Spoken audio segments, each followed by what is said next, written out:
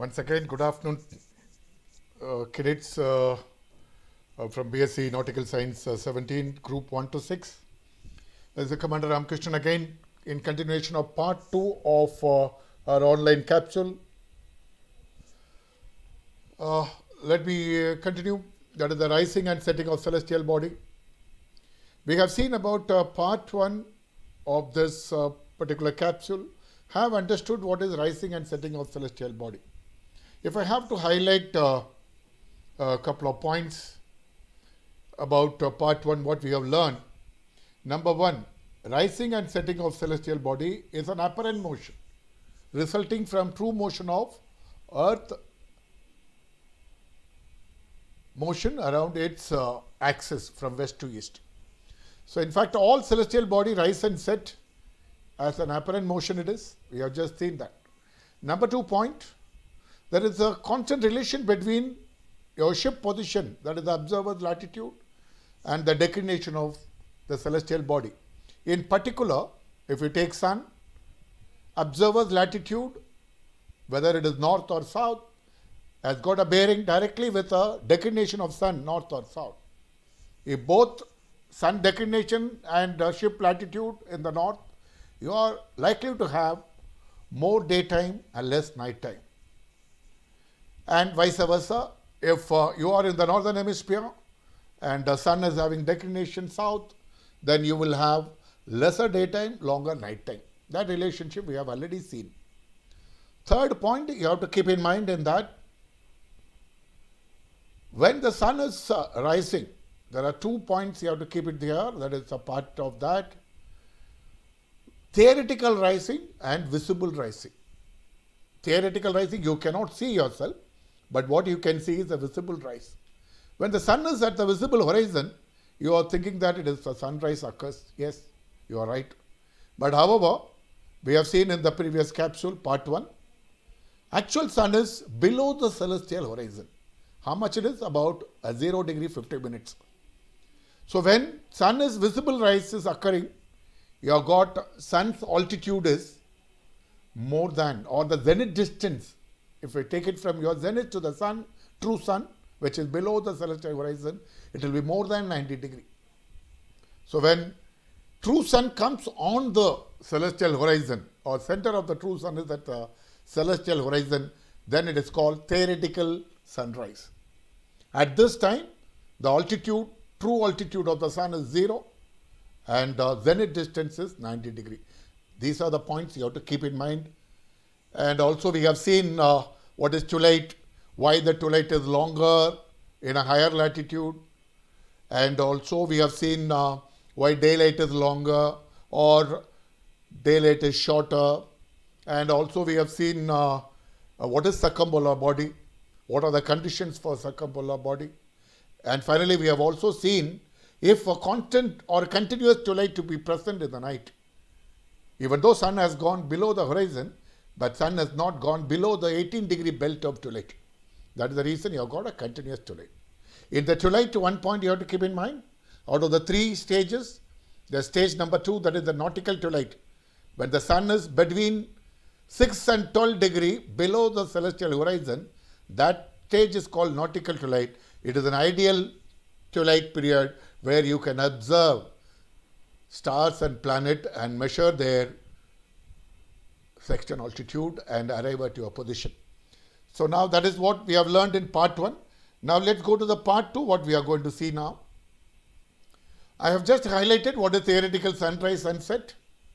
So as I said just a few seconds back, at theoretical sunrise and sunset occurs when true sun center is on the observer's celestial horizon.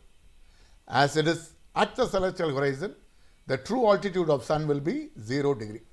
So the true zenith distance will be 90 degree. So now we are going to see PZ spherical triangle when one of the side here, the zenith distance from observer's zenith to the celestial body, the vertical circle which is 90 degree, which we have to take into account and resolve this particular triangle. Now as a recap, this is the observer-centric rational horizon or a celestial horizon diagram. We have zenith at the center, you have principal vertical circle, you have a prime vertical circle running through east and west, and you have a circle of celestial horizon, which is at 90 degree from observer's zenith. Now coming to the equinoctial, that is west to east or east to west, this is exactly 90 degree from your observer's zenith. Sorry, equinoctial is from 90 degree from celestial north pole or south pole. Now here we have taken an observer-centric celestial horizon diagram. Q is the equinoctial, so we are in the northern hemisphere with the north latitude. And declination circle, it is not drawn, it is an imaginary circle we can draw either in the north declination circle, which is a small circle, or south. We have done this diagram quite a number of times during the regular session. Just a recap. Coming to this diagram, that is the horizon system diagram. Observer is at the center. You have got zenith overhead. You have got celestial horizon, which is 90 degree from zenith. You have got a vertical circle passing through celestial body. Suppose you take this, the celestial body as a sun. There is a sun's vertical circle. So from celestial horizon to the sun is called altitude. And from zenith to the sun, it is called zenith distance. Now you have also got here the principal vertical circle, and also known as observer's celestial meridian, as it passes through north and south point.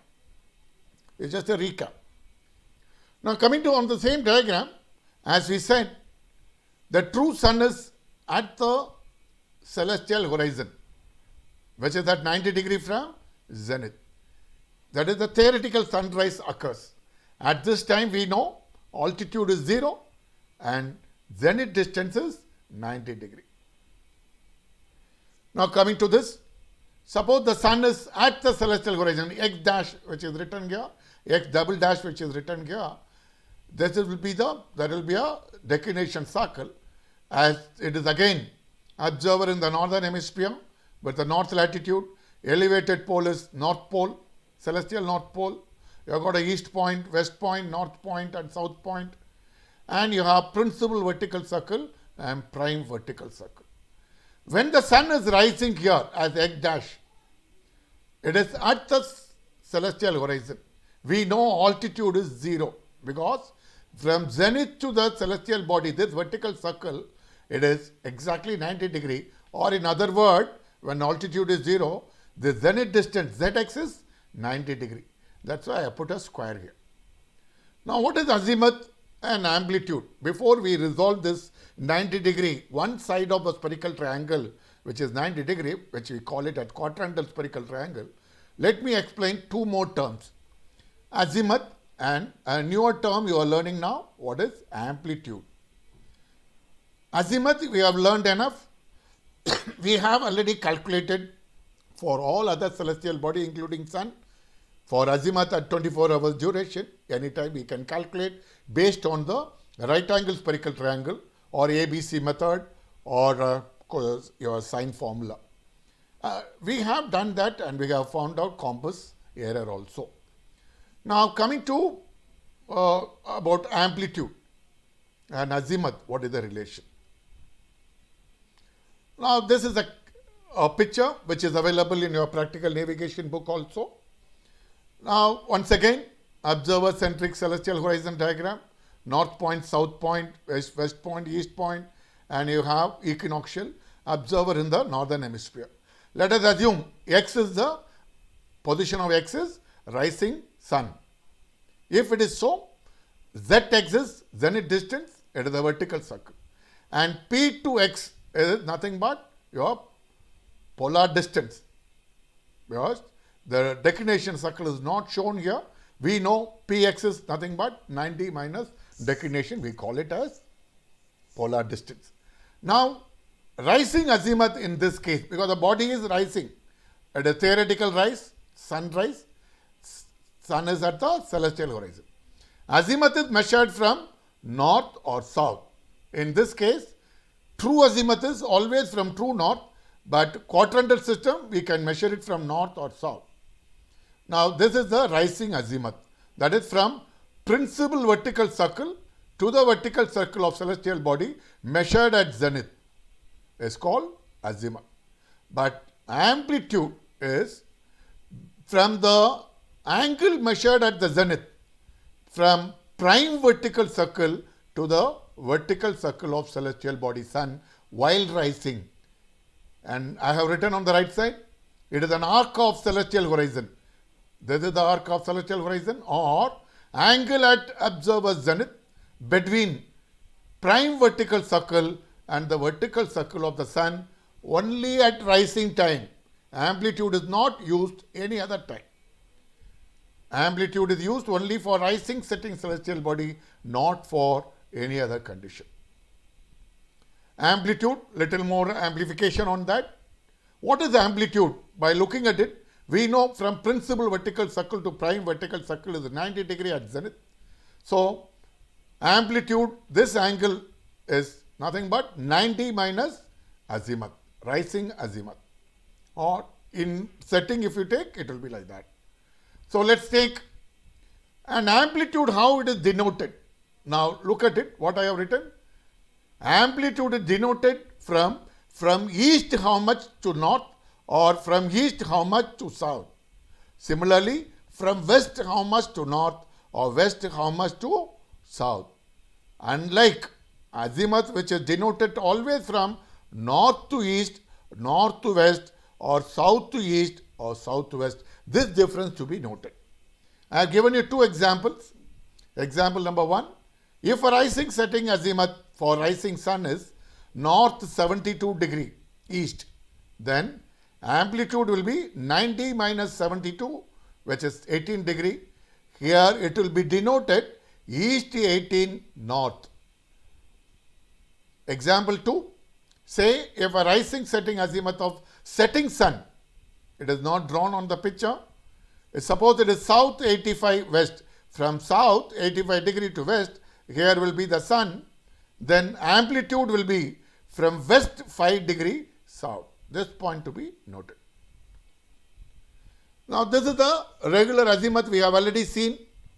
Now, how this I have again highlighted as a recap for you to appreciate what is quadrantal system, what is the true azimuth. One for here, right side first picture, quadrantal system south 55 east, true is 125 true. And here quadrantal system north 67 east, true is 067 true. And here it is south 65 west, or in other words true is 360 degree notation is 245 degree true. And here it is north 60 west, and in 360 degree notation it is 300 true. This is just a recap, you know about it already. Now coming to the picture, when the rising sun, suppose the rising sun is at x dash, we know zx, this particular vertical circle, which is the side of this PZX spherical triangle, which is 90 degree. We also know P to Z is nothing but colat, because P to Q is 90 degree, ZQ is latitude, so PZ is nothing but colat. We also know P to X dash is polar distance, there is nothing but 90 minus declination. Now, if in this diagram, I have shown you Napier rule for quadrantal spherical triangle. It is same like your right angle spherical triangle, except there is one difference. For that difference, I will highlight in few seconds. We know how to draw 5-part diagram. You take 90 degree angle outside 5-part diagram, which is Zx equal to 90 degree. You see in this diagram, Zx is 90 degree, the side is 90 degree. You take that angle outside. Thereafter, there are 5 angles are there, which is Z, PZ, P, Px and X. These are the 5 angles. Those 5 angles are to be positioned clockwise on the 5-part diagram. Now, if I see that first angle is Z, I position, then 90 minus P is Z, and here instead of writing 90 minus P as we do for right angle spherical triangle, Here you have to write it as P minus 90. In right angle spherical triangle, we have been writing it as 90 minus angle P. That is the only difference. Now, otherwise again, next angle, it is 90 minus Px, then x. This is the difference while writing the 5-part diagram for Napier rule of quadrantal spherical triangle.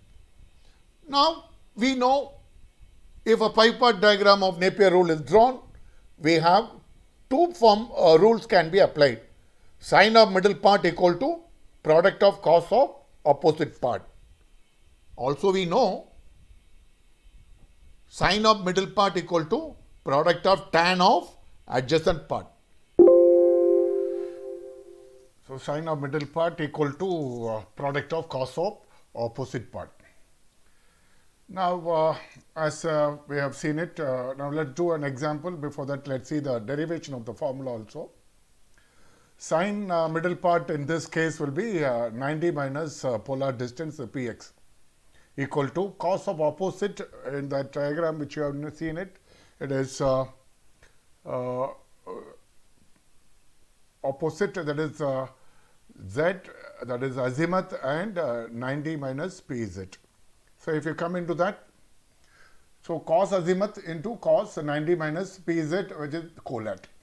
So if I expand this, sine 90 minus declination, which is the polar distance, equal to cos azimuth into cos 90 minus colat. Colat is 90 minus lat again. So open the bracket and close the bracket accordingly. Now we know 90 minus 90, it gets it. If we shorten the left hand side, right hand side, it becomes sine declination equal to cos azimuth into cos latitude. So if I want to find out the rising setting azimuth of, then you bring it on the left hand side, cos rising setting azimuth equal to sine declination divided by cos lat. This is the formula which we will be using for finding sun's compass bearing or the true bearing, which we will be obtaining it practically. Now also I want to highlight the azimuth and amplitude relationship.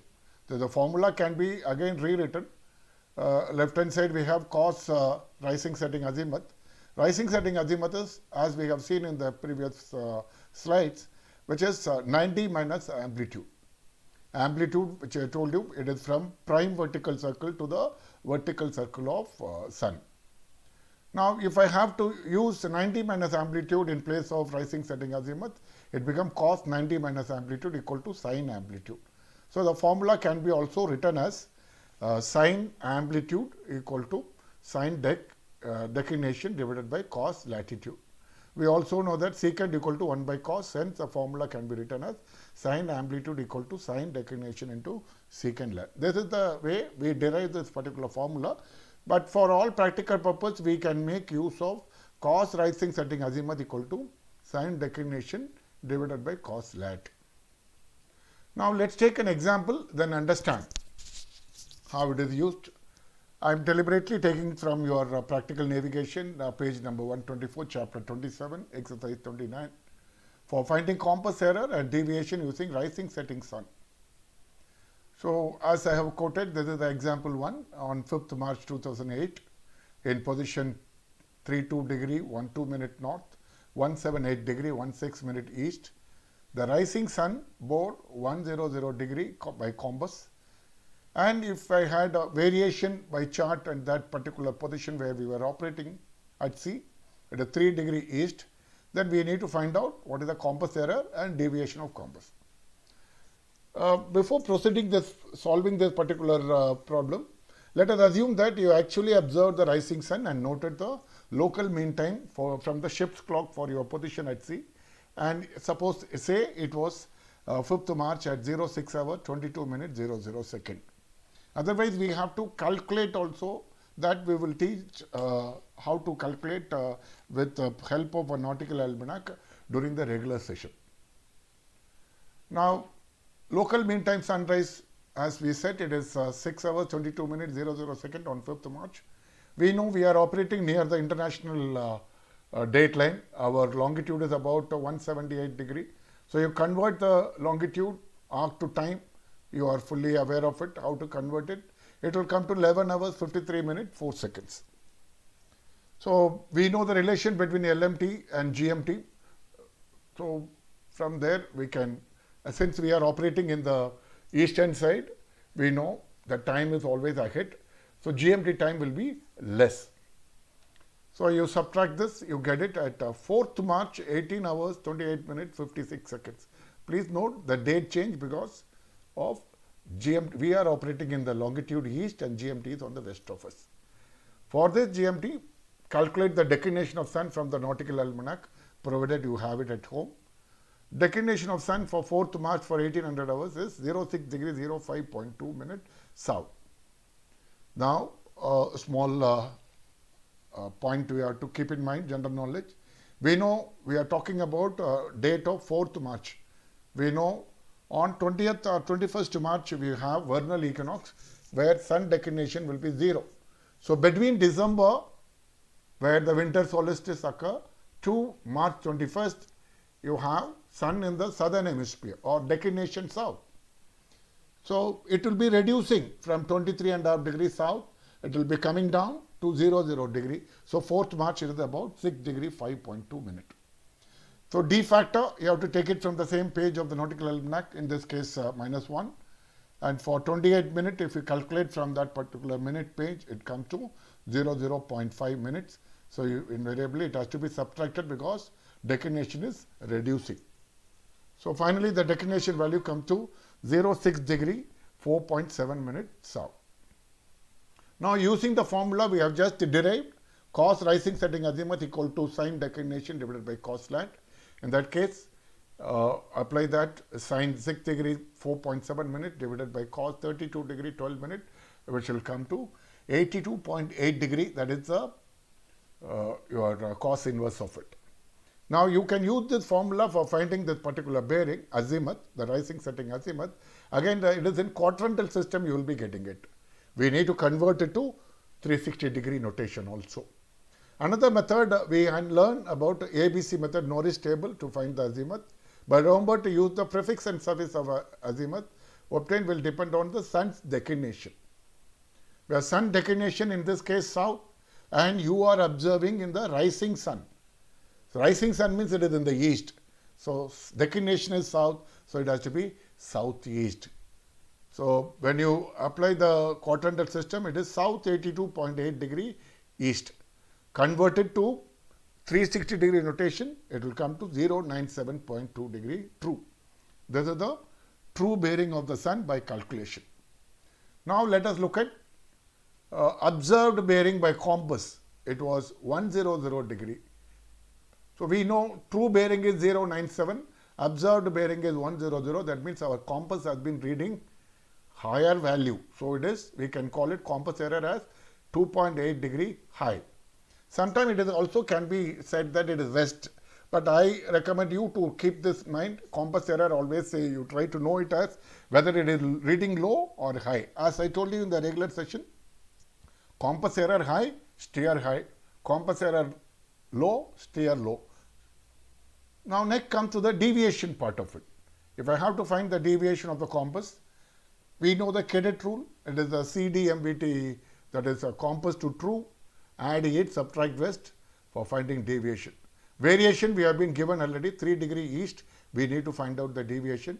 If you take this, apply this compass bearing is 100, deviation we need to find out. Magnetic bearing also we need to calculate from this. Variation known, and true is 097.2.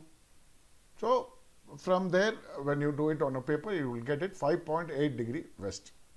Cross check yourself by applying this particular cadet rule.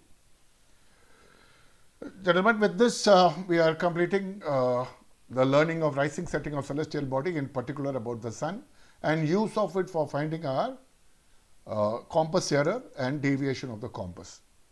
We have also learned about how to derive that particular formula using quadrantal system, quadrantal spherical triangle, and using the Napier rule.